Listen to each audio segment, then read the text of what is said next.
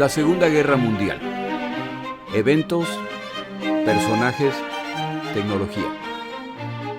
Le doy la bienvenida a nuestro episodio del día de hoy.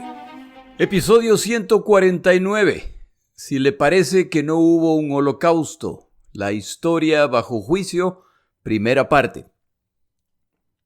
Como siempre, muchas gracias a mis oyentes por escucharme y por su apoyo moral y financiero. Son esas contribuciones las que mantienen este proyecto en el aire. En mi página web o en mis páginas de Twitter y Facebook puede encontrar las cuentas de PayPal o de Patreon a través de las cuales usted me puede ayudar y como siempre se lo agradezco muchísimo. Para el momento que usted escuche este episodio estaré en Europa por cuestiones de trabajo. Vienen unas semanas intensas en que no tendré tiempo de trabajar en el podcast, así como tampoco mi computadora casera en la que trabajo en este proyecto. No habrá episodios por 2 o 3 semanas, por lo que me disculpo. Yo procuro darle a usted lo que a mí me gusta cuando se trata de podcast: consistencia en materiales y periodicidad. En este caso no va a ser posible. Nos encontramos nuevamente en unas semanas. Empezamos nuestro episodio. En el episodio previo hablaba de la historia del Holocausto, y si prestó atención, habrá notado que el nombre de Hitler no aparece directamente. En la reunión de Wannsee, en la cual se decide el aceleramiento, la industrialización del Holocausto, no está presente el liderazgo supremo alemán, y ninguna orden escrita será emitida, solamente un protocolo escrito que deberá ser destruido una vez que los que deben leerlo lo entienden, lo memorizan y hacen lo que pueden para apoyarlo. A lo mejor usted no sabe esto, pero hasta el día de hoy no se ha encontrado una sola orden escrita relacionada con el Holocausto que traiga la firma de Hitler. Lo repito, no existe un solo documento relacionado con el Holocausto que haya sido firmado por Hitler. Cuando se habla de la historia de esta guerra, hay un tema que atrae mucha atención por ser considerado por algunos controversial. Me refiero al Holocausto. En un episodio previo yo mencionaba que el tema más tratado respecto a esta guerra era Hitler. Algunos de mis oyentes opinaban que sería más bien el Holocausto, y es probable, ya que hay multitudes de libros al respecto. Si usted opina que no hubo un Holocausto, es decir que todo esto fue un invento, en realidad no hay mucho que yo pueda añadir, excepto el hecho de que este es el evento criminal mejor documentado de la historia de la humanidad. La cantidad de videos, fotos, documentos, evidencia, testigos resultantes hacen que este evento sea innegable. Pero no es solamente la cantidad de evidencia, sino las fuentes de esta evidencia la que le dan un peso innegable. Usted probablemente habrá visto fotos y videos de masacres, de ejecuciones de individuos y de montañas de cadáveres. ¿Sabe usted quién es probablemente el fotógrafo que tomó esa foto? No es un fotógrafo escondido que logró tomar una foto furtivamente. No es un espía afortunado que resultó estar ahí. Estas fotos son tomadas por soldados alemanes que están fotografiando y filmando lo que ellos consideran es el nacimiento del Imperio Germano. Son ellos quienes documentan las atrocidades para mandar la evidencia a casa a fin de algún día contarle a sus nietos que fueron ellos quienes participaron en el nacimiento de este imperio. No es solamente la evidencia visual. Como ahora sabemos, los británicos descifran las máquinas Enigma alemanas que les permitían enviar mensajes secretos. Entre esos mensajes, los alemanes transmiten los detalles de lo logrado, las decenas, centenas o miles de muertos y ejecutados ese día. Esto se va acumulando como evidencia. De paso, una aclaración. Para algunos, el Holocausto es sinónimo de campos de concentración y esto es correcto, pero las ejecuciones de judíos no ocurrieron solo en campos de concentración o a través de cámaras de gas. Estas ejecuciones ocurrieron a través de tiroteos, que fueron el mecanismo de ejecución al inicio de la Segunda Guerra Mundial y que continuarán hasta el final. En el episodio previo se mencionaron además los camiones adaptados para asfixiar a los pasajeros. Hay quienes murieron en masacres masivas, quienes murieron de agotamiento o hambre al ser forzados a trabajar hasta el límite de sus fuerzas. Las ejecuciones en cámaras de gas vinieron más tarde, a medida que se perfeccionó el mecanismo y se construyeron las edificaciones necesarias. Hay una segunda categoría dentro de quienes cuestionan o niegan que haya ocurrido el Holocausto, y son quienes afirman que estas masacres existieron, alguna por ahí, pero que no fueron ejecutadas por los alemanes. Fueron en realidad civiles de otras nacionalidades que decidieron ejecutar judíos aprovechando la presencia alemana. Esta posición es parcialmente cierta. Para vergüenza de polacos, ucranianos, bielorrusos, sus poblaciones efectivamente se involucraron en el asesinato en ocasiones de miles de judíos a la vez, pero esto lo hacen ante la impasibilidad de los alemanes. ¿Por qué hicieron esto? Seguramente muchas motivaciones distintas, pero una de las fundamentales, sin duda, fue congraciarse con los ocupantes al enterarse de que son a los judíos a quienes buscan. Incluso si ese es el caso, ¿releva esto a los alemanes de su responsabilidad? Por supuesto que no. Esta no es la selva, donde todo ocurre libremente. Son los alemanes quienes incentivan y que se hacen de la vista gorda ante estos eventos. No es el caso que se podía matar gente libremente. Cuando un soldado o un civil alemán era atacado o asesinado en estos territorios, la venganza alemana podía consistir en la ejecución de hasta 100 civiles por alemán asesinado. Es decir, lo que se puede y no se puede hacer está claro. Los alemanes son la autoridad en ese momento y todos estos eventos ocurren con su aprobación. Son responsables. La situación no es la misma en el oeste de Europa, pero franceses, belgas, holandeses y el resto de habitantes en esta zona también, para su vergüenza, se involucran en el proceso, al denunciar a sus vecinos, conocidos judíos, para que sean apresados y enviados a campos de concentración en el este europeo.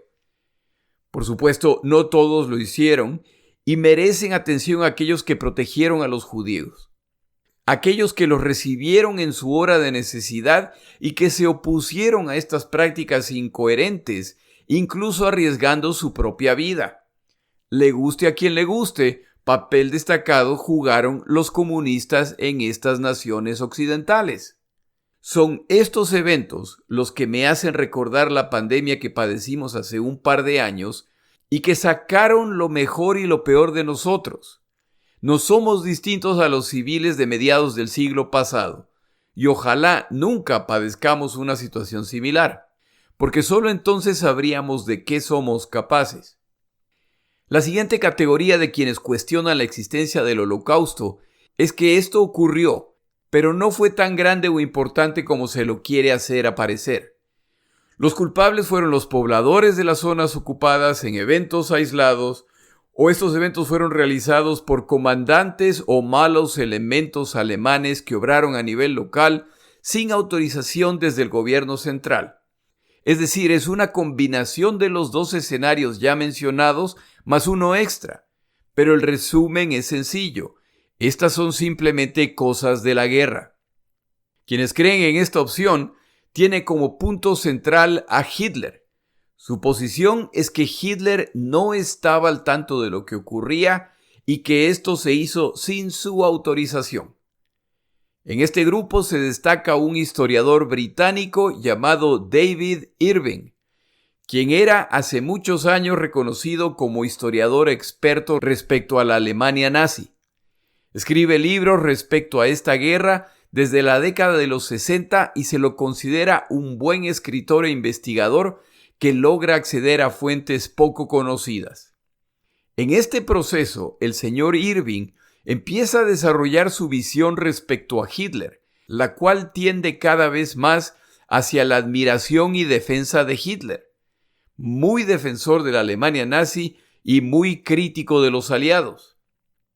El señor Irving escribe un libro llamado La guerra de Hitler, en que afirma respecto al Holocausto que Hitler o no sabía del Holocausto o intentó detenerlo al enterarse. No hay necesidad de decir que esta y otras posiciones del señor Irving, no todas las cuales son descabelladas, lo van enfrentando con el resto de académicos y con sectores de la sociedad. Pero también le genera un grupo de seguidores y la simpatía de grupos que apoyan esta posición. Esta versión de los eventos de la Segunda Guerra Mundial y el trabajo del señor Irving ha sido el punto de referencia para quienes niegan el Holocausto. Debe quedar claro que la posición inicial de Irving no es que el Holocausto no ocurrió. Es más bien que Hitler no estaba al tanto, que no fue tan grande como se afirma e incluso que no existieron campos de exterminio. En todo caso eran campos de trabajo.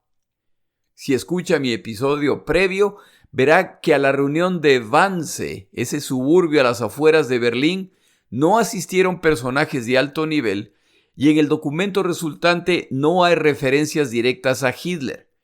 Combine esto con lo que ya dije, no hay un solo documento relacionado con el Holocausto que cuente con la firma de Hitler y la posición de Irving no es del todo descabellada. Pero la realidad es un poco más complicada. A Hitler le interesaban principalmente dos temas, ya que él consideraba que estos serían los que constituirían su legado: la guerra y las encuestas de opinión de la población alemana. No se han encontrado muchos documentos con la firma de Hitler, que era conocido por desordenado y poco interesado en la mayor parte de los temas. En el episodio que grabé respecto al origen del Holocausto, mencionaba entre los pasos previos la campaña en que los nazis buscan iniciar la purificación del pueblo alemán y lo hacen a través de eliminar a los que ellos llamaban vidas que no merecen vivir. Se refieren a niños y niñas alemanas con defectos genéticos o con deformidades. La idea es eliminar a los elementos imperfectos de la sociedad para que salgan del pool genético de la nación. Este programa es discutido y diseñado junto con Leonardo Conti, personaje a cargo de servicios médicos y sanitarios en la Alemania nazi y quien estará a cargo de ejecutarlo. Cuando ya se acerca el momento, Conti pide a Hitler que emita una orden por escrito en que detalla lo que se le está pidiendo a Conti que haga. Hitler se niega y afirma que sus instrucciones están claras. Conti insiste en que él necesita un documento escrito. Al negarse nuevamente Hitler, Conti renuncia, no por cuestiones éticas, sino porque si el plan se ejecuta y algo sale mal, o si se produce un escándalo, Hitler fácilmente puede negar estar al tanto y Conti se va a encontrar solo. Hitler encuentra un reemplazante. El programa igual se ejecuta y cuando la sociedad alemana efectivamente se entera de lo que estaba ocurriendo dentro de Alemania y se produce por supuesto un escándalo, Hitler sale ileso, al no existir documentación que lo conecte con esa orden. De paso, al final Leonardo Conti sí participó en este programa, pero no como director. Pero hay un obispo alemán católico, Clemens von Galen, quien denuncia públicamente lo que está ocurriendo y en 1941 denuncia frontalmente los abusos alemanes. A pesar de ser muy nacionalista, este obispo emite sermones condenando lo que está ocurriendo y estos sermones son copiados y distribuidos ilegalmente. El régimen alemán se entera y Hitler exige que von Galen sea removido como obispo. Pero este señor tiene tal presencia pública que los propios colaboradores de Hitler le advierten que eso sería un error. El obispo von Galen, por lo pronto, se ha librado de que le pongan las manos encima. Al inicio de la Segunda Guerra Mundial, las tropas de las SS empiezan inmediatamente a justiciar judíos y civiles que resisten. Comandantes alemanes, en algunos casos, capturan a miembros de estos escuadrones de la muerte y los envían a Alemania para ser juzgados. Estos señores al rato están de regreso con la advertencia a los comandantes militares de que este grupo no es su problema. Eso quiere decir que esta situación se definió al nivel más alto del alto mando militar alemán y del liderazgo de las SS, lo que quiere decir que quien dirimió la situación tuvo que ser de un nivel más alto, y la única posibilidad es que fue Hitler. En el episodio previo yo mencionaba la transmisión de Churchill a través de la BBC el 24 de agosto de 1941. Churchill anunciaba que los judíos en distritos enteros estaban siendo exterminados. Añade además que estamos en presencia de un crimen sin nombre. Esta es una transmisión internacional para que se entere el planeta. ¿Qué evitaba que Hitler, al escuchar esto, fuera a la oficina de Himmler, cabeza de las SS, y le dijera: «Oye, Jimmy, no sé si escuchaste la BBC. Te fusilo, condenado»? Solo es un chascarrillo nazi. Ya me conoces. Ya en serio, Himmler. No sé si te dieron la transcripción del mensaje de Churchill de ayer. Ya sabes cómo es. Ahora está hablando de crímenes sin nombre y de aniquilación masiva de gente. ¿No sabes a qué se refiere? ¿No será que a alguien se le ha ido la mano por ahí? Esto hay que investigarlo. En 1943, el obispo von Galen, aquel que denunció el programa de eutanasia de Hitler, vuelve a aparecer. En septiembre de 1943, von Galen y sus compañeros obispos en Alemania redactaron otra condena de la persecución racial nazi y ordena que se lea desde todos los púlpitos de la diócesis de Münster y de toda Alemania. Este documento denuncia la matanza de los inocentes e indefensos, los discapacitados y los enfermos mentales, los enfermos incurables, los rehenes inocentes y los prisioneros de guerra desarmados, las personas de raza o ascendencia extranjera. Esta no es una declaración privada, es una denuncia de los obispos alemanes. Es decir, que a través de los años, públicamente se ha denunciado los abusos y los asesinatos alemanes. Es absurdo pretender que Adolfo Hitler no estaba al tanto de lo que ocurre. La evidencia muestra que había un esfuerzo concertado para defender su imagen y separarlo de prácticas que impactan la imagen de su régimen. Este señor de ninguna forma era inocente, así como el pueblo alemán no era inocente. Las barbaridades que están cometiendo en el este de Europa eran conocidas. En este punto tomamos una pausa en el episodio.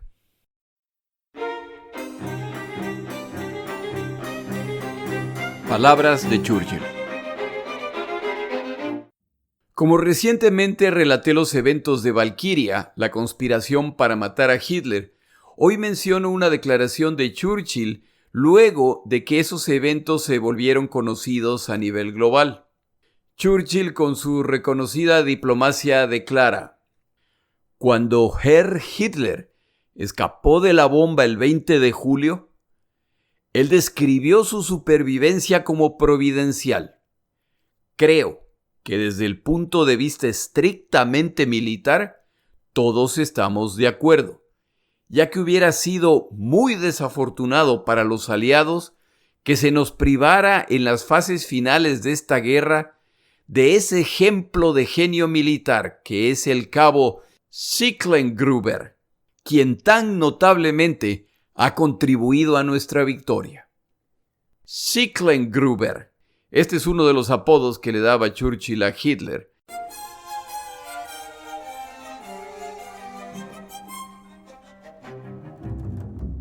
El día de hoy le comparto un libro relacionado con el Holocausto. Hay seguramente miles de libros al respecto, pero como yo no sé mucho del tema, no sé cuál recomendarle.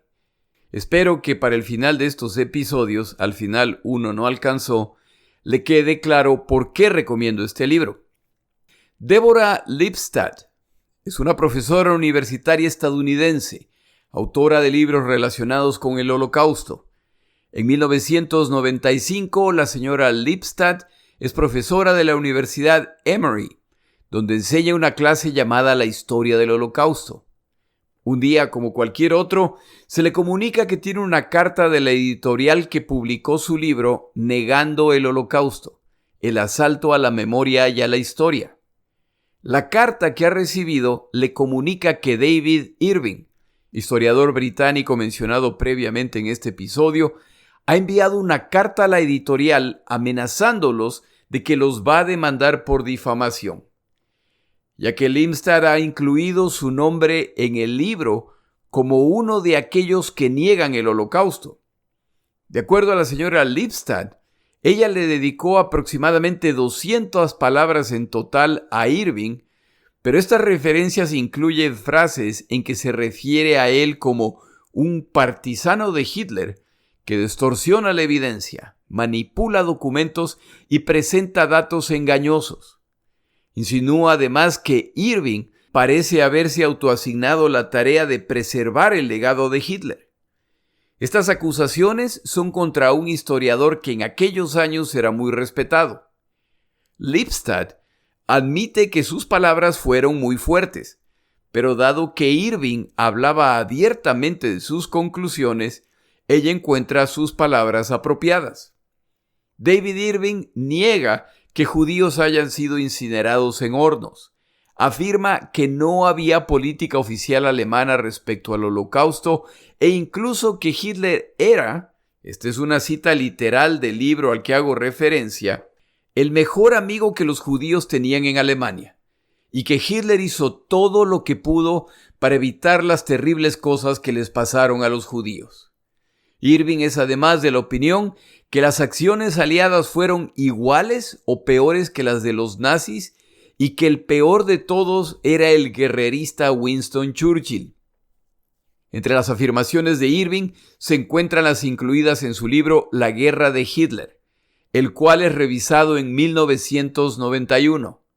En esta revisión, Irving, refiriéndose a los judíos, habla de su tragedia y del maltrato sufrido a manos de los nazis. En 1992, Irving declara al periódico británico The Guardian que de aquí a un año toda la historia del Holocausto estará tan desacreditada que nadie podrá creer que por 50 años hemos creído una leyenda basada en falsedades. A partir de este libro, historiadores británicos empiezan a afirmar que las ideas personales de Irving están afectando el material que escribe. A la señora Lipstadt no le preocupa la carta. La toma como un acto de enojo, pero seguramente nada importante. En todo caso, pide a su asistente que recopile las fuentes que ella utilizó cuando realizó esas críticas a Irving y que las envíe a la editorial para que quede claro que lo que ella escribió está fundamentado. Lipstadt considera que ese es el final de esta historia, pero ese no es el caso. David Irving presenta una querella formal contra Lipstadt en las Cortes británicas. Y dado que este libro y que la editorial son globales, la querella se acepta. Y aquí juega un papel fundamental las diferencias entre el sistema judicial británico y estadounidense. En el sistema judicial estadounidense, la información enviada por Lipstadt hubiera sido provista a Irving, quien, si quería continuar la querella, entonces tendría que probar que la evidencia presentada por Lipstadt era falsa o que había sido alterada o cualquiera sea el problema que Irving encuentra con las afirmaciones de Lipstadt. Es decir, que el peso de la prueba, creo que así se llama, cae sobre el acusador. Resulta que en el sistema judicial británico, el peso de la prueba recae sobre el acusado. Es decir, que en este caso es la responsabilidad de Lipstadt demostrar que la evidencia acusatoria contra Irving es cierta.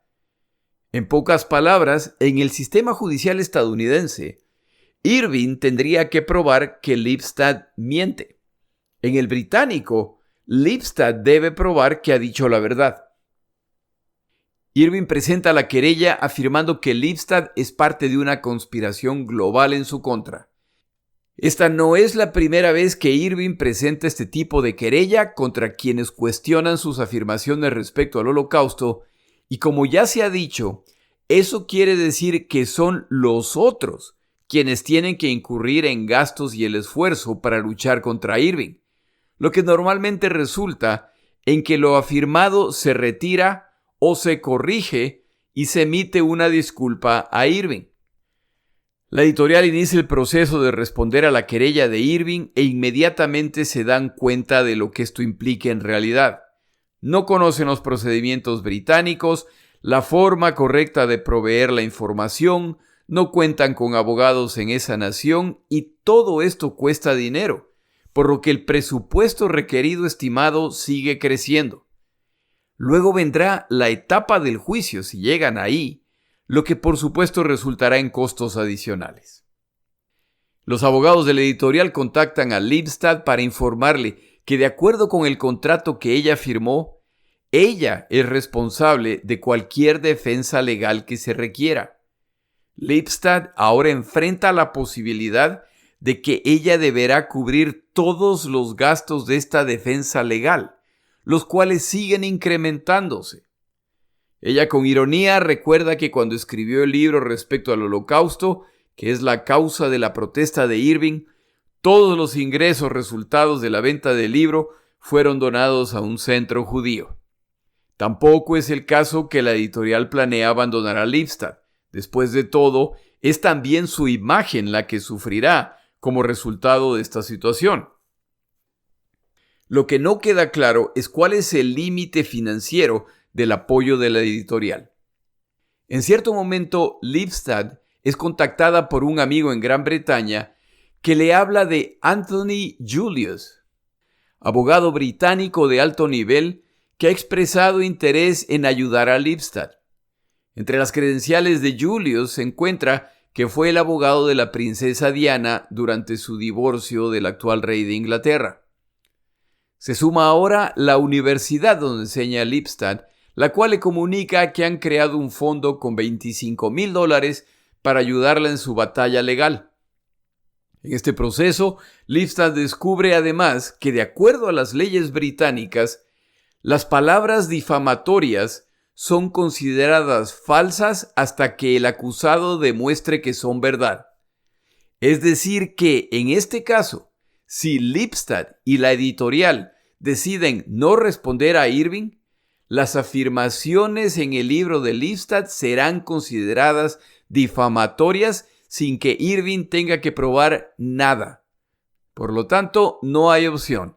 Deberán entrar en esta querella judicial. Lipstadt contacta al abogado Julius, quien cobra 500 libras esterlinas por hora en 1998. Ella empieza a describirle la situación y Julius la interrumpe y le comenta que está familiarizado con el caso.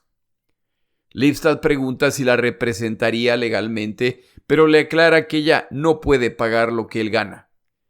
Julius le dice que la representará gratuitamente de ser necesario. Julius aconseja que vayan directamente contra Irving. Después de todo, las acusaciones de Lipstadt en su libro son demostrables con evidencia, por lo que Julius anticipa que Irving a la larga va a abandonar la querella al ver que sí lo van a enfrentar, a diferencia de las veces anteriores. Lo que Julius buscará demostrar es que es la ideología de Irving la que impacta lo que escribe, su simpatía por los nazis y su antisemitismo. Esto es lo que determina las conclusiones, no la evidencia histórica. Como deciden trabajar juntos, Julius empieza a trabajar con sus asistentes, preparando los componentes del caso. Cada uno se especializará en una parte y Lipstadt tiene la responsabilidad de proveer la documentación, revisar lo escrito y aclarar dudas, proceso que toma meses, sobre todo considerando que se está realizando entre dos países separados por un océano a finales del siglo pasado, en que las comunicaciones electrónicas no estaban al nivel en las que se encuentran el día de hoy. Lipstadt debe además empezar a trabajar en su declaración ante la corte, ya que va a ser llamada como testigo seguramente por las dos partes. Respecto a Irving, como él es un personaje público, al que además le encanta ir a entrevistas y conferencias organizadas por periódicos y revistas de distintos tipos, Declaraciones suyas abundan. Para colmo, el señor Irving ha compartido abiertamente su correspondencia con conocidos negacionistas del Holocausto, antisemitas y neonazis. El equipo legal de Julius buscará una selección de estas comunicaciones. Aquí un punto importante respecto a este tipo de juicios. Como queda claro, este es un proceso muy costoso. Y para cuando termine, si se determina que uno de los dos bandos, acusado o acusador, ha mentido deliberadamente, entonces las facturas por servicios legales pasan a ser responsabilidad del culpable. En otras palabras, lo que aquí está en riesgo sigue incrementándose. Se organiza una reunión previa al juicio con la presencia de las partes en septiembre de 1998. Lipstadt pregunta si deberá asistir. Julius responde que no. Eso le dará una imagen de importancia a Irving. Es preferible que traten este procedimiento como rutina sin mayor importancia. El objetivo de esta conferencia inicial es que las partes presenten lo que planean utilizar durante el juicio. Al presentar el equipo de Lipstadt los detalles de su defensa, Irving reacciona indignado. Esta es una cacería de brujas para desacreditarlo.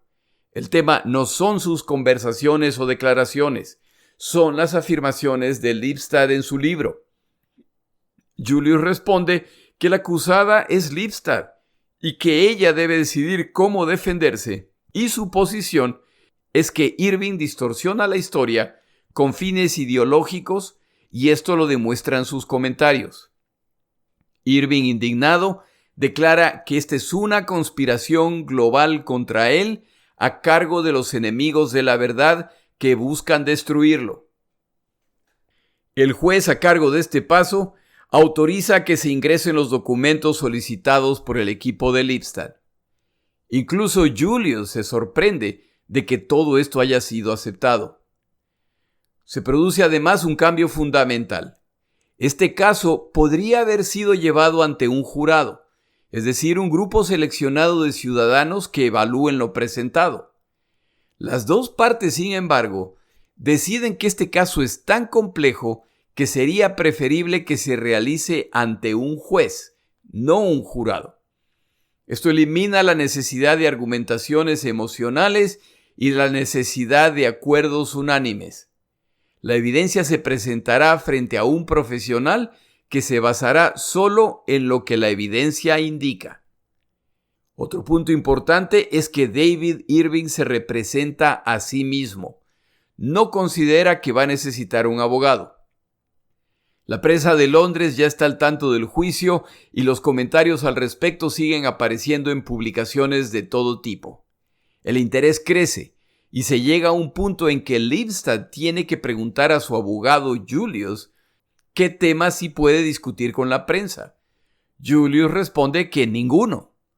Irving está tras la publicidad. Mientras menos publicitado sea el caso, mayores las posibilidades de que Irving simplemente abandonará el caso y que no habrá siquiera un juicio. Se sigue acercando la fecha del juicio y Lipstadt tiene que aprender otra diferencia entre los sistemas judiciales. Julius, quien ha preparado todo el caso, no está autorizado a presentarlo ante el juez. Ese es el trabajo de otro tipo de profesional. Esto irrita a Lipstadt, pero ¿qué se le va a hacer? El abogado Richard Rampton será el abogado a cargo de litigar el caso frente al juez. Sigue pasando el tiempo y la documentación acumulada ya pasa de 700 páginas. Ya estamos en 1999 y llevan más de 18 meses trabajando en la preparación del caso cuando se produce una sorpresa. David Irving envía una carta con una oferta para concluir esta querella judicial. Sus condiciones son sencillas. La editorial y Lipstadt tendrán que pagar 500 libras esterlinas. Escuchó bien, 500 libras, no 5,000 o 500,000. Deberán pagar 500 libras esterlinas a una institución caritativa a favor de los discapacitados. retirarán el libro del mercado y emitirán una disculpa pública por las afirmaciones que contiene respecto a Irving. La propuesta, por supuesto, es rechazada. El equipo de Lipstadt responde que lo único que aceptarán es la confesión de Irving de que inició esta demanda sin fundamento y que todo lo afirmado en el libro de Lipstadt es verdad. En otras palabras, habrá juicio. Para noviembre de 1999 se organiza la sesión previa al juicio. El último paso, y esta vez Julius quiere que Lipstadt esté presente, ya que es importante que el juez Charles Gray, quien estará a cargo de este caso, vea que se lo respeta al punto de tener presente a Lipstadt, a pesar de que esto no es obligatorio, y para que ella además vea en acción al juez Gray y tenga una idea de su estilo. Al llegar a la sesión, Lipstadt e Irving se encuentran por primera vez, y lo hacen dentro de una sala de corte que parece sacada de una película de siglos previos. Irving presenta ante el juez el listado de lo que planea presentar, así como sus objeciones a los materiales que Lipstadt planea presentar. La autora Lipstadt ahora tiene la oportunidad de ver a Rampton, el abogado que lo representará frente al juez en acción. Por supuesto, los dos bandos cuestionan parte o la totalidad de lo que planea presentar el oponente, sobre todo en un caso tan poco definido como este. Pero al final, el juez Gray aprueba el ingreso de todos los documentos solicitados por el equipo de Lipstadt. Luego de revisar la evidencia provista por las partes, el juez Gray determina que habrá juicio. Y Julius recomienda a Lipstadt que se prepare para vivir por meses en un hotel en Londres, probablemente 4 o 5. Este no será un caso sencillo. El dueño de un hotel cerca de la corte se entera de los detalles y ofrece a Lipstadt que se hospede ahí durante la duración del juicio. Lipstadt regresa a Atlanta y tras prepararse para su larga estadía en Inglaterra, regresa a Londres un domingo. Al llegar compra un periódico y lo primero que ve es un extenso artículo respecto al juicio que está por iniciarse, incluyendo las declaraciones de David Irving que predice una victoria decisiva. Preocupada, llama a Julius para preguntar si no será el caso que tiene bajo la manga una carta que no ha mostrado y que repentinamente aparecerá durante el juicio.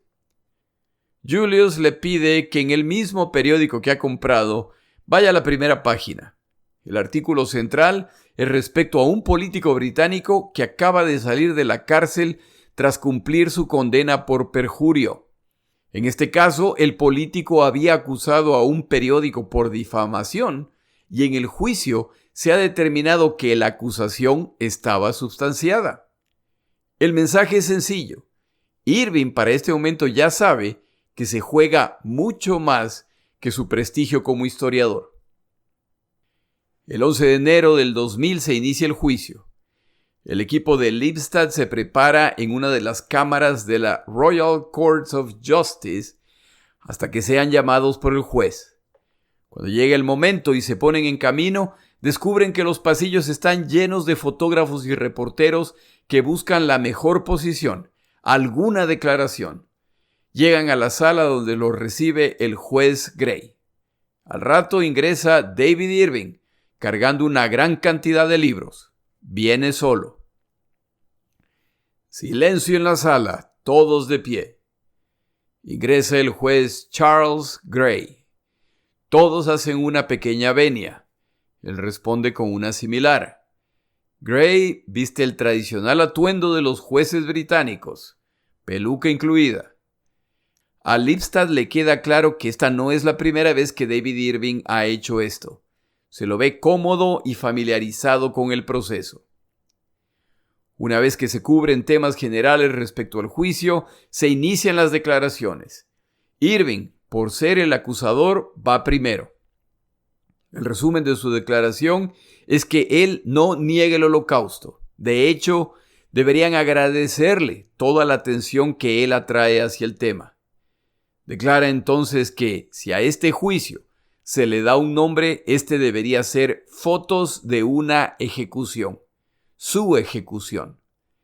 Declara que hubo un tiempo cuando sus libros le reportaban más de 100,000 libras esterlinas al año y él contaba con estos ingresos para su jubilación. Afirma que ese ya no es el caso. Su carrera ha sido arruinada por, apunta en la dirección de Lipstadt, la acusada y aquellos que la financian y le ordenan atacarlo. Cada vez es más común que editoriales temerosas de publicar sus libros rechazan sus proyectos. Este esfuerzo contra él es responsabilidad de una amplia organización internacional, que por supuesto no nombra. Irving promete exponer esta conspiración.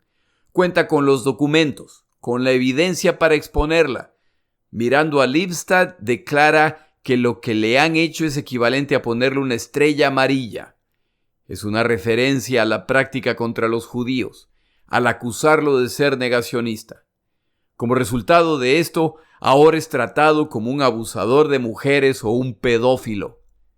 Indignado, declara que es absurdo llamarlo un antisemita cuando entre sus abogados, publicistas y gente con la que trabaja hay judíos.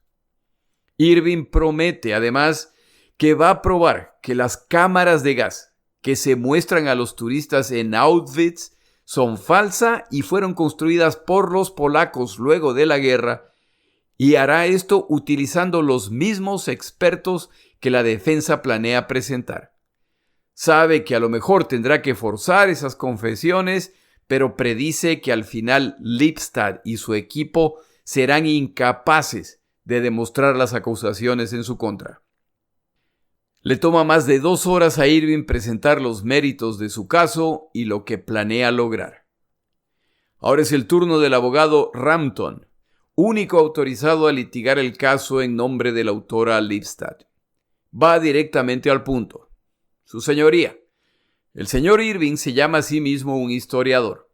En realidad, es un falsificador de la historia. Para ponerlo de forma más directa, es un mentiroso. Este caso no es respecto a versiones de la historia, es respecto a la verdad y la mentira. Rampton hace referencia al libro de Irving, La guerra de Hitler, y afirma que incluso antes de ser un negacionista del Holocausto, ya buscaba exculpar a Hitler, utilizando métodos de investigación cuestionables. Procede a dar un ejemplo de manipulación idiomática en el libro de Irving, y tras presentar el ejemplo afirma que eso no fue un error, sino una manipulación intencional de la evidencia de parte de Irving. Pasa luego a describir la transición de Irving hacia la negación total del Holocausto. Además hace referencia a la participación de Irving en una conferencia en que declara que el Holocausto es falso y que los campos de concentración fueron campos de trabajo, no de exterminio. Durante esta conferencia, Irving utiliza términos ofensivos para referirse a los sobrevivientes de campos de concentración. Rampton afirma que la acusada ha expuesto las mentiras fraudulentas y la manipulación de Irving y que por eso debería ser aplaudida por el servicio público que ha dado no solo a esa nación, sino a todo el planeta, donde el antisemitismo busca de qué alimentarse. Con esto concluyen las exposiciones de los dos bandos y la sesión del día. Ahora fuera de la corte ya se ha reunido un pequeño batallón de periodistas que buscan información adicional, particularmente de Irving. Lipstadt también recibe preguntas, pero ha sido instruida de no responder ninguna. Julius y Rampton ya le han advertido del fastidio que sienten los jueces británicos con litigantes que no hablan en la corte, pero sí hablan con la prensa. Y así arranca el juicio, pero una vez más se me ha acabado el tiempo y queda demasiado material pendiente para intentar finalizar el tema del día de hoy. En resumen, la defensa buscará probar que el historiador británico David Irving escribe sus libros basado no en evidencia histórica, sino que sus conclusiones son distorsionadas por sus convicciones personales. El autor David Irving, por su parte, buscará probar que el Holocausto no ocurrió, o que la verdadera historia es muy distinta a la descrita a través de los años. Sus convicciones personales no tienen nada que ver con todo esto. Cerramos aquí el episodio del día de hoy. Nuevamente, gracias por escuchar mi podcast. Como lo mencioné al inicio, tengo que tomar una pausa de unas semanas por cuestiones de trabajo. Al volver, completamos el relato de este juicio. Mi nombre es Jorge Rodríguez. Gracias por acompañarme. Para información adicional respecto a este episodio, las notas de este podcast, que incluyen la narración de este episodio, así como acceso a resúmenes, videos, documentales y materiales adicionales gratuitos disponibles en el Internet, por favor vaya a Amazon y busque el libro La Segunda Guerra Mundial, Eventos, Personajes, Tecnología. Al comprar estas notas, me ayuda y me apoya financieramente. Puede encontrar información adicional en mi página web, lasegundagm.com. Muchas gracias.